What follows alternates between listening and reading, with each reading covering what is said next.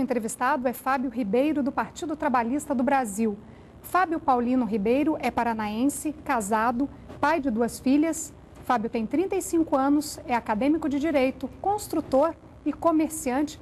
Obrigado, candidato, pela sua participação aqui. Serão 7 minutos de entrevista e o tempo começa a contar a partir de agora.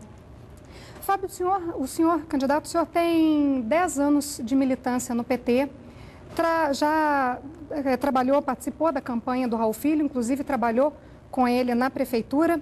Que proposta que o senhor tem diferente da atual gestão?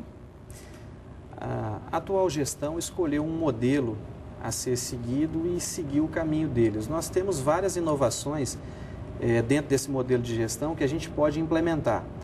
A cidade perdeu um pouco aquela alegria que a gente tinha anteriormente, era grandes eventos, carnaval, festivais evangélicos, festival de música, teatro, dança. Então, por ter perdido um pouco essa alegria, a gente entende e a gente percebe isso andando pelas ruas, que a cidade parece que anda com o freio de mão puxado. Se o modelo administrativo que o prefeito adotou leva a isso, nós somos pela primeira opção, que é aquela cidade alegre. O que o senhor mudaria se o senhor for eleito prefeito?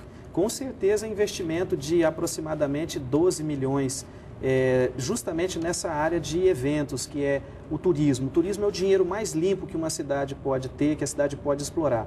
A pessoa que vem para Palmas, ela abastece o seu carro, ela arruma um pneu, ela adquire uma roupa numa loja, ela se hospeda, ela se alimenta, isso faz a roda da economia girar.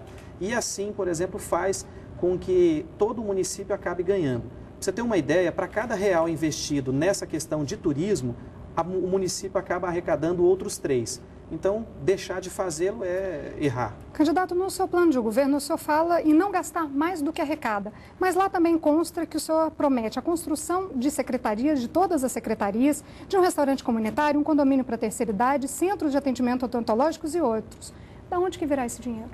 Com a economia que nós faremos, por exemplo, enxugando a folha de pagamento, não tem necessidade, por exemplo, da gente deixar que uma empresa de fora do nosso estado venha fazer coleta de lixo. O município tem condições de fazer essa coleta de lixo aqui mesmo e economizar alguma coisa da ordem de 35 milhões. A obra, a construção, a questão física não é tão caro. O caro é manter e aparelhar. Aparelhar e manter acaba sendo mais caro. O senhor comentou aí em relação aos servidores da prefeitura em diminuir esse quadro. No seu plano de governo tem a diminuição em 20% no número de servidores comissionados e contratados temporariamente. O senhor quer destinar essas pessoas para quais funções? Nós faremos um reordenamento administrativo e nesse reordenamento você tem que valorizar a prata da casa. O servidor efetivo é quem verdadeiramente faz a coisa acontecer.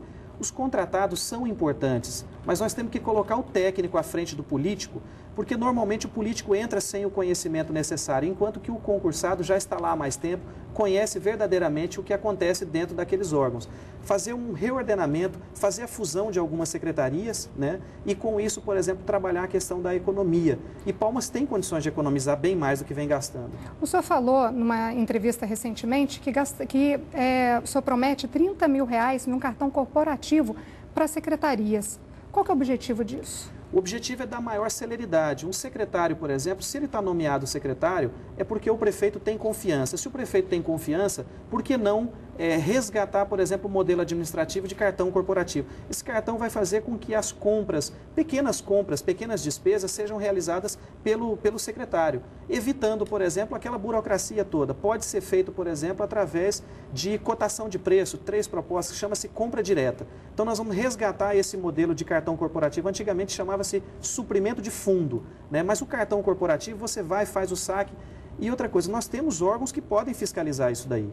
Nós não temos que partir, por exemplo, do princípio que todos são desonestos. Nós temos que partir do princípio que todos estão com vontade de fazer a coisa acontecer com honestidade e boa vontade acima de tudo. Candidato, no seu plano de governo tem algumas propostas para a saúde, 6 propostas para a saúde, todas na área de prevenção. E eu vi lá mais de 10 propostas, cerca de 10 propostas na área de cultura e de lazer. Qual que é a prioridade do seu governo? A prioridade do governo, Priscila, é o palmense. Não existe nada mais valoroso na cidade do que o seu munícipe, o seu morador. As pessoas que vieram para Palmas, por exemplo, depositaram aqui a confiança, a pujança, sabe, a questão da expectativa da realização dos seus sonhos. Quando a gente prioriza a questão de eventos, é porque nós estamos preocupados com a economia da cidade.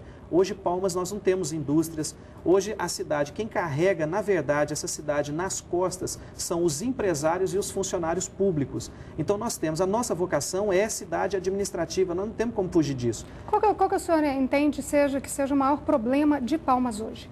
Boa vontade. Eu acredito que com boa vontade. E outra coisa, nós temos que esquecer a questão partidária. Nós temos que trabalhar com o melhor de cada um. Mas candidato, existe um setor específico que esteja com mais problema? Qual que seria esse? Hoje, por exemplo, o setor da saúde é um setor que demonstra um pouco mais. Na verdade, todos os outros problemas de todos os outros setores acabam acarretando. Por exemplo, questão de falta de um trânsito, eu vou ser bem mais específico, o trânsito.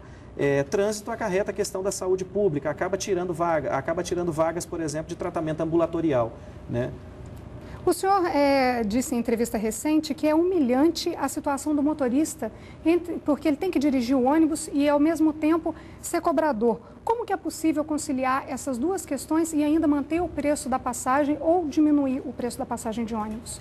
O preço da passagem de ônibus em Palmas, ele está assim, tem um índice chamado IPK, que é o índice de quilômetro percorrido por passageiro transportado, e a gente precisa trabalhar, por exemplo, a questão da criação de uma empresa pública de transportes. A gente precisa quebrar o monopólio. Existem vícios no contrato, são 25 anos que essa empresa que aí está, essas empresas que aí estão, têm para poder estar explorando esse serviço. É um serviço público concedido. Se é um serviço público concedido, não pode, por exemplo, ser mais do que 5 anos. E a gente pretende quebrar o monopólio do transporte coletivo, é uma bandeira que nós balançamos primeiro e nós vamos fazer isso se Deus quiser. Candidato, a última pergunta. O senhor faz uma promessa de coleta seletiva de produtos reciclados. Muita gente já faz essa coleta em casa, mas não tem para onde levar. Como é que o senhor pretende resolver esse problema?